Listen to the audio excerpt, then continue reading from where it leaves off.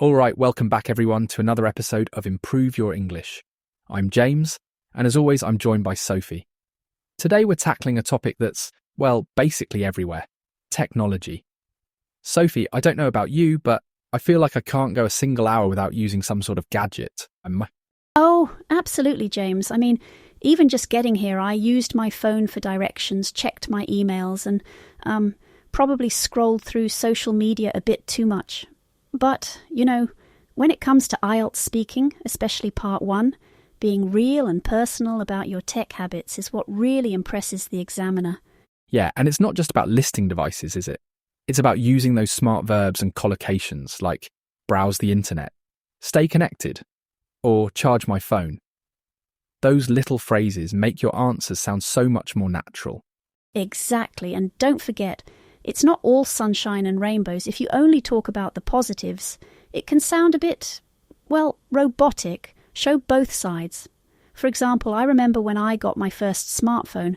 At first, it was this amazing productivity tool, but honestly, it quickly became a distraction too. I'd check it constantly, even when I didn't need to. Oh, I can relate. I think I spent more time playing with settings than actually getting anything done. So, yeah, balance is key. Mention how tech helps, but also how it can, get in the way sometimes. Let's dive into some model answers, shall we? These are the kind of Band 9 responses you want to aim for. For example, if someone asks, "Do you enjoy using technology?" you might say, "Yes, I actually enjoy it a lot." Technology makes daily life so much easier, from ordering food to learning languages. I also use it to stay connected with friends abroad. That's a great one. And notice the phrases: makes life easier, stay connected, order food online. Those are the sorts of collocations that really stand out. Another question might be, what kind of technology do you use every day? You could say, I use my smartphone the most. I check emails, listen to music, and sometimes even attend online meetings. I also use my laptop for work and my smartwatch to track my steps. And don't forget about the negatives. If you're asked, have you ever had problems with technology? You could share a real story. Like my grandmother, she's in her 70s. She just learned how to use WhatsApp. At first, she kept sending blank messages, but now she's sending voice notes and emojis like a pro. It's brilliant to see how different generations adapt. That's lovely.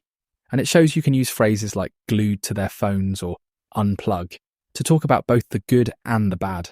The more natural and specific you are, the better. All right, let's get practical. One thing I always tell my students is to practice strong phrases out loud. For example, I rely on technology every day, or sometimes it's good to unplug. Try saying them slowly, then at a natural speed. It really helps with pronunciation. And don't just repeat them, use them in your own sentences. Maybe, my favourite gadget is my smartwatch, or I'm not very tech savvy, but I try to learn. The more you personalise, the more confident you'll sound. Here's a challenge for our listeners.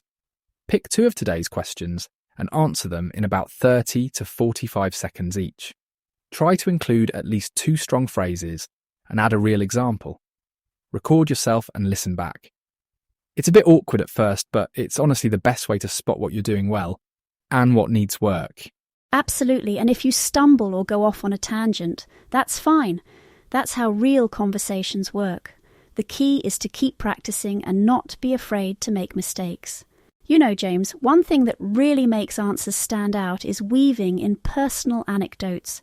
Like, if you've ever had a tech disaster, maybe your laptop crashed during an online exam, or you lost all your photos because you forgot to back them up, share that story.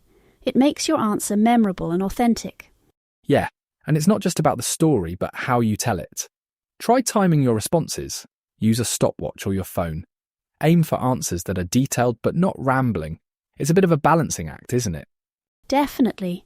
And when you're practicing, focus on transition phrases, like, for instance, moreover or as a result. They help your ideas flow smoothly. Actually, I always forget to use as a result and end up saying so too much. But, practice makes perfect. I do the same. and recording mock interviews is a great way to catch those habits. Listen back and see where you can add linking words or improve your coherence. Let's talk about feedback. It's so important to get another perspective, whether it's a tutor, a friend, or even an online study group. Sometimes you don't realise you're repeating the same phrase or missing out on a key point until someone else points it out. Exactly, and technology can help here too. Record your answers, play them back, and listen for things like pronunciation, intonation, and how clearly your ideas come across. I know it feels a bit cringy at first, but it's honestly the fastest way to improve. And if you can, try a simulated IELTS speaking test. Set a timer, answer a range of questions about technology, and see how you manage your time. It's a bit nerve-wracking, but it really builds confidence for the real thing. Yeah, and you'll get used to adapting your answers on the spot, which is exactly what you need in the exam. Now, if you want to push your score higher, start practicing with different question types. Don't just stick to the basics. Try answering questions about the disadvantages of technology or how it's changed communication. The more flexible you are, the better. And after you record your answers, listen back and focus on your vocabulary and sentence structure. Are you using advanced words like automation or productivity apps? Are your sentences varied, or do you keep using the same patterns? Peer review is brilliant for this. Swap recordings with a study partner and give each other feedback on things like coherence, pronunciation, and how deeply you answer the question. Sometimes someone else will spot something you completely missed. Yeah, and don't be afraid to be a bit critical. It's all about helping each other improve. Let's get a bit more advanced. If you can, try to work in idiomatic expressions, like glued to my phone or take a break and unplug. It makes your language sound more natural and less textbooky, if that's a word. It is now. And when you're answering more complex questions, structure your response with a clear introduction, body, and conclusion. For example, start with, "In my opinion," then give your reasons, and finish with a summary. It helps keep your answer organised and easy to follow. And don't forget listening practice. Try listening to podcasts or videos with different accents, especially when they talk about technology. It'll help you get used to hearing technical vocabulary pronounced in various ways, which is super useful for the test.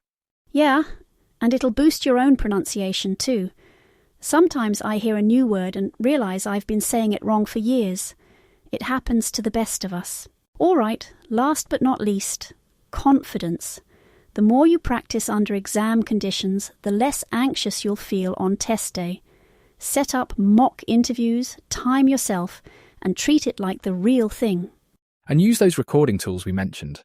Listen for things like pronunciation, coherence, and whether you're using a good range of vocabulary.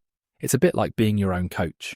And if you're feeling nervous, try some relaxation techniques before you practice. Deep breathing, mindfulness, whatever works for you. It really does help you focus and sound more confident. Absolutely. And remember, it's normal to feel a bit anxious. The key is to keep practicing, keep reflecting, and, well, keep improving. Sophie, any final thoughts? Just that everyone's journey is different and mistakes are part of the process. So don't be too hard on yourself. We'll be back soon with another episode, maybe on books, sleep, or daily routines. James, it's always a pleasure. Likewise, Sophie. Thanks for joining us, everyone. Keep practicing, and we'll catch you next time. Bye for now. Bye, everyone. Take care and happy studying.